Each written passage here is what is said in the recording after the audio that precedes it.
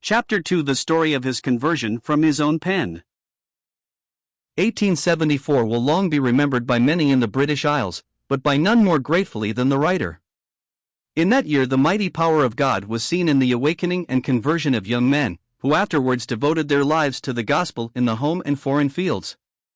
Moody and Sankey had come over from America, and were not only used directly in the salvation of thousands, but indirectly in the salvation of many more, through stirring believers up to greater activity in the gospel. I was then a lad in my 16th year, a regular attendant at church and Sunday school, but like most lads of my age, utterly unconcerned about eternity. I was in the fair way of getting into a life of vice and drunkenness, from the example of the men with whom I worked. My eldest sister was living in Belfast at the time, while our family was living in Banbridge. She was a church member, had been confirmed, and took the communion. As the result of the visit of Moody and Sankey, many cottage meetings were held, addressed by working men. My sister attended one of these, and the man who conducted it was evidently a faithful child of God. He spoke one night from the text, "And whosoever was not found written in the book of life was cast into the lake of fire," Revelation 20 verse 15. That text took a tremendous hold on her. She had been confirmed and her name was on St. Patrick church roll, but she did not know if it was in the book of life. There had never been a time in her experience when as a lost guilty sinner she had accepted Christ as her Savior. Her peace was gone, and it was not until she came to Jesus and rested on his finished work that she did get peace, and the consciousness that her name was in the Lamb's book of life. Revelation 21 verse 27. Her letters home were used of God to awaken me, and for some weeks I was afraid I might die and go to hell. My one desire was to know my sins forgiven. There was then some little activity in the church I attended, and the weekly Lenten lectures were somewhat different from what was customary. The subject one week would be a word to the anxious. Next week it might be a word to the inquirer. I listened most attentively, but never got anything. It was too long range for me, and I went on for weeks without peace.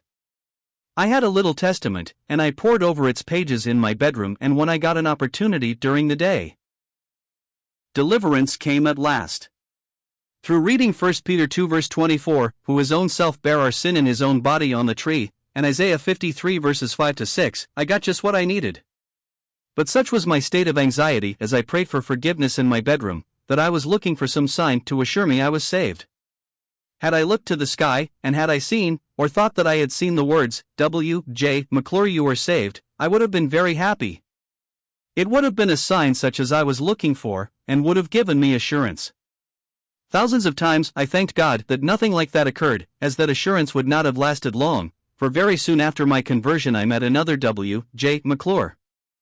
Instantly the question would have arisen in my mind, did those words in the sky refer to you or to him? And away would have gone my peace and assurance. But I saw in John 3 verse 16 a word which would take us both in and everybody else as well. It was that grand word whosoever. The 16th verse of John 3 was not so well known 60 years ago as it is today, and it was not until after my conversion that I enjoyed its blessedness. About 2 months ago in Tokyo, Japan, a native believer put it in a way that struck me. He said that John 3 verse 16 is the Fujiyama of the New Testament. Fujiyama is the highest mountain in Japan. Now it happened that just then I was able to see how very appropriate was the simile. On my way a day or so before I was on the way between Peiping and Yokohama. Sitting one beautiful sunny morning looking about, all at once there stood out that majestic mountain, Fujiyama, grand and sublime, towering above the forests 12,341 feet, glistering white in the morning sun. It was a sight worth going far to see, as it illustrates the outstanding grandeur of John 3 verse 16.